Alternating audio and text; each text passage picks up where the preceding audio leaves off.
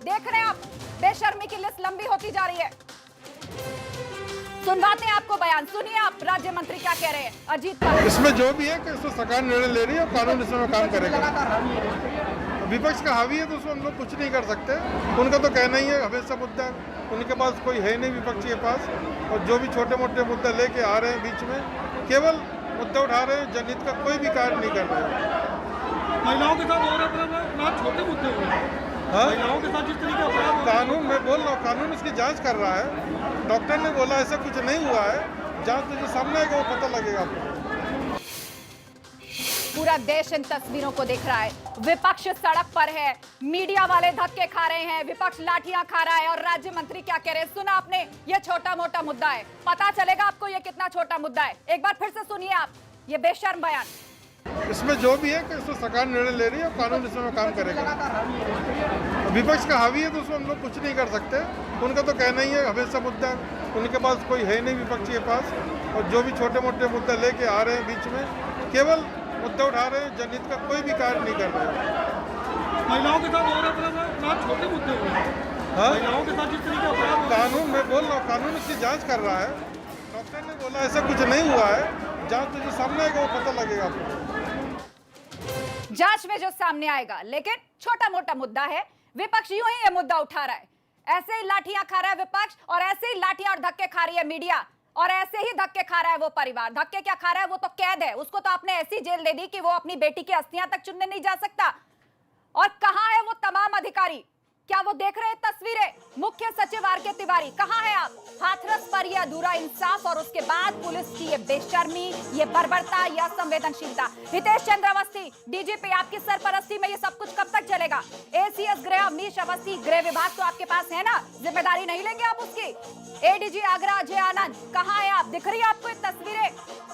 राख का ढेर बने, अस्थियां अभी तक उसमें मौजूद है। पीयूष मोडिया, आईजी अलीगढ़, आपको दिख रही है संवेदनशीलता? एसपी हाथरस विक्रांत वीर, कहां है आप? क्यों मीडिया को आप बात करने नहीं दे रहे? क्या छुपा रहे आप? कौन सा तथ्य या सच वहां दबा हुआ है जो दुनिया के सामने नहीं आना चाहिए? किस बात का डर है आखिर आपको? क्या एक्सपोज कर देगी मीडिया, और क्या बता देगा परिवार मीडिया को?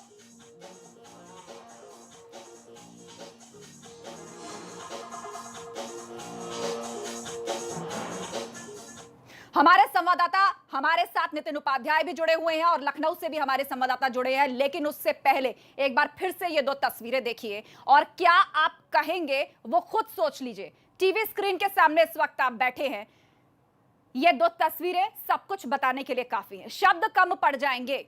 29 की रात को एक युवती जिसके साथ आरोप लगा कि गैंगरेप हुआ है, हालांकि उसके बाद खारिज कर दिया गया कि पोस्टमार्टम रिपोर्ट और एफएसएल की रिपोर्ट में इसकी पुष्टि नहीं होती। लेकिन क्या इससे जघन्यता कम हो जाती किसी अपराध की? एक पीड़िता की जान गई है, एक 20 साल की युवती की जान गई है, जिसको इस तरह आपने पेट्रोल डालकर आग के हवाले कर दिया। इसे आप अंतिम संस्कार कहना पसंद करेंगे?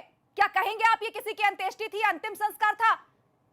सैनिटाइजर, अल्कोहल, लकड़ियां डालकर परिवार की गैर मौजूदगी में झूठ बुलवाते हैं कि वहां पर लड़की का पिता मौजूद था, उसकी सहमति थी। दबाव बनाते आप उसके ऊपर, कमरे के अंदर बंद कर देते आप, आग के हवाले कर देते हैं उसका शरीर, और उसके बाद 3 दिन बाद हालात बदले नहीं, असंवेदनशीलता की कहानी रुकी नहीं है।